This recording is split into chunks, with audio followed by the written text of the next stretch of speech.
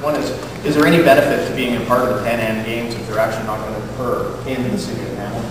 They're going to be up on Stonecliff Mountain. And the second question is, are we better off with no stadium and squandering a once-in-a-lifetime future fund, or no stadium versus the wrong stadium? This is a very energetic group of people that I see in front of me today. And I can speak for myself and other members of the Future Fund. It's not a paid board. We're volunteers. It's not playtime for us. We're a bunch of people that are extremely passionate about this city. We take time out of our careers and away from our families to make this city a better place. And so I just wanted to make that statement and share that with you and utilize this energy. What we see as Hamiltonians is outside billionaires from different provinces, from different cities in Ontario saying downtown Hamilton is the place to be. But somehow that gets lost within our own city. And I think the only way that we can change this is to keep the level of excitement alive, pressure your local councillors, pressure your provincial and your federal members of parliaments, and keep it going. I'm just curious, what I think it obviously would clearly send a message. What would the effect be afterwards, or would there be any effect? Would it just be would people just ignore it, or would it make the news again and people start thinking,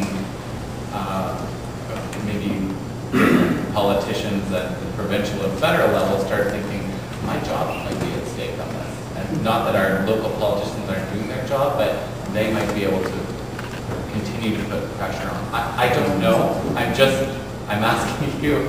Yeah. I'm sorry I'm not the panel moderator. I have a lot of questions right now.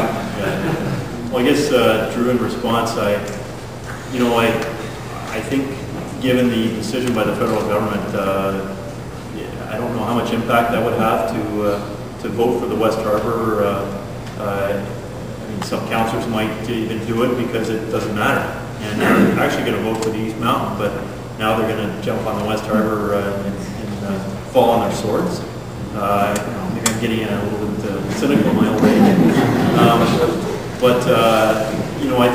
I think probably the focus should be more on the money, on the future fund money, and a recommendation from the Board of Governors that as Bill indicated, this is not even in Hamilton, up in Upper Stony Creek, and certainly not the choice of many of us. Certainly not a legacy project by any stretch of the imagination. So I think we need to go back to that $45 million for the stadium, find out where the velodrome goes, because we haven't talked quite about that yet, and it's still maybe in play as far as we know, and work on that. So my sense is focusing on the money is where we need to be on Tuesday. I put a week and a half ago, we asked this is in their office, and it's actually a good meeting, but they told me that that site is actually part of the downtown, and the banners. Now I could go look that up, and I was rather shocked, but they said somehow it fit into that zone, and I said, I don't know how it possibly could. I'm just wondering, is there some other thing I don't know?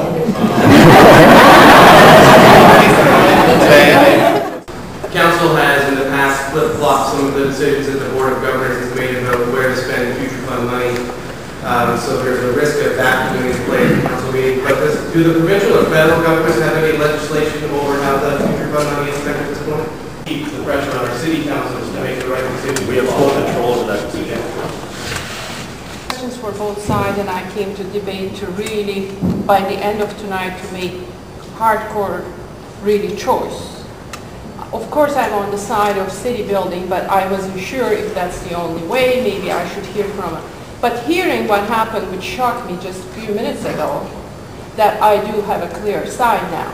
Regardless what, I feel strongly that I want to hear from the council that you all vote for West Harbour. I don't care where it goes, because it's a whole principle, and I don't want to follow the money, I want to follow the principle of democracy.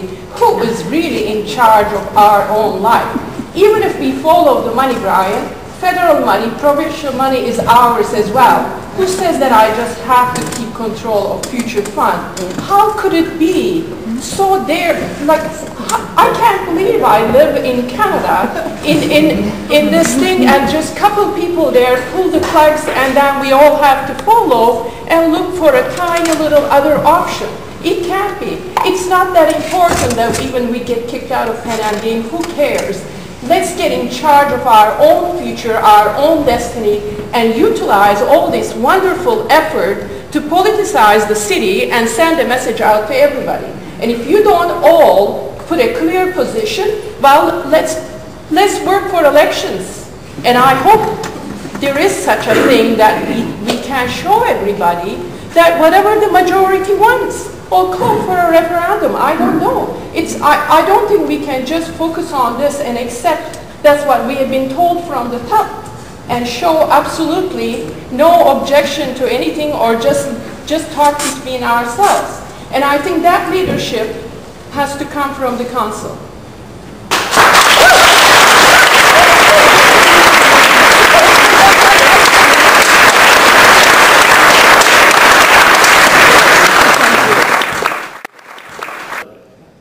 We have a committee that decides what the future fund will be developed for. The principle behind it was mainly downtown redevelopment, the harbor, and the inner city of Hamilton. That's what the money was for. We took it away from politicians so that a committee would make a recommendation to council to do that.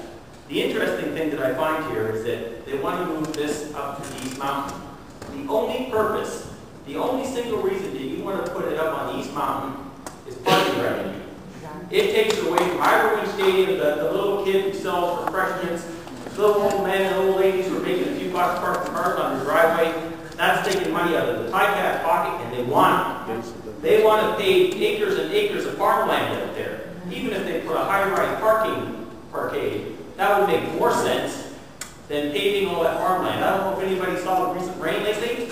We have a parkway that's tapped underwater every time it rains, and that's where that water is landing up on that mountain.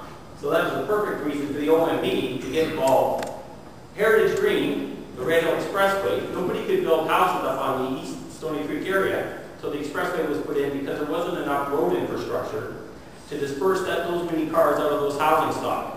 That's why none of those houses up there got development. The Home Depot up there couldn't build, nobody could build up there until the expressway was in. Now we're going to add 40,000 people to a stadium. What happens if an emergency breaks out? You got Stone Church and you got the highway.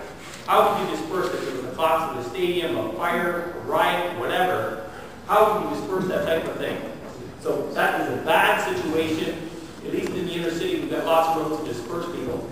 But council put a committee in charge to make that decision. Their decision is supposed to come to council, and council is supposed to rubber stamp it. There is supposed to be no political interference in that process. That was done in '97 when the Conservative government forced the sale of Hamilton Hydro. City Council at that time made a company called Horizon Utilities. And that money was extricated. The interesting thing that I find here is that a Conservative government took what was supposed to be the 403, sold it, and now it's the 407, and we get to pay, and the rich get richer. Here, we're going to do the same thing. We're going to build a brand new stadium on the East Mountain, put the Ticats in charge of it. They get to make their revenue on it for the first 10 years, and then after 10 years we renegotiate. Well, what happens? If I give you a car after 10 years, things break. Right? We got to redevelop, we got to fix it. So then they come back to the city and say, we need some more money because we got to fix the seats. Or we're going to move the Ticats. Well, you know what? We tried to steal a hockey team from the south. You don't think other cities will come in and try and steal Ticats? If someone offers a better deal to Mr. Young, he will certainly move that team. So, you know what? 500,000 people in the city of Hamilton, we can't get 20,000 to go to a game. We're paying for that, ladies and gentlemen. You got to get out, you got to speak, you got to make your voice heard. The reality is the harbor is perfect infrastructure. Everything is designed there to disperse cars. The perimeter road, which was designed in the 60s and 70s, which was shelved, we own most of the property to accommodate against that stadium. They could easily pave down The railway yard there to the Wellington site that we already own. You and I own Wellington, Victoria, Burlington Street, up there. We own all of that land. It's sitting vacant. That is where the perimeter road was supposed to go, down that rail yard. We did it with Ferguson Avenue. You shared the road with cars, and when a game is on, you can easily share that expressway. Right? You turn it on when the game's there, you disperse the cars. If Mr. Young wants access to the highway, it's there. There's no reason that they should be putting that other than money. They want to take it away from the little guy who's making a few bucks on his driveway, so the rich get richer and we continue to pay.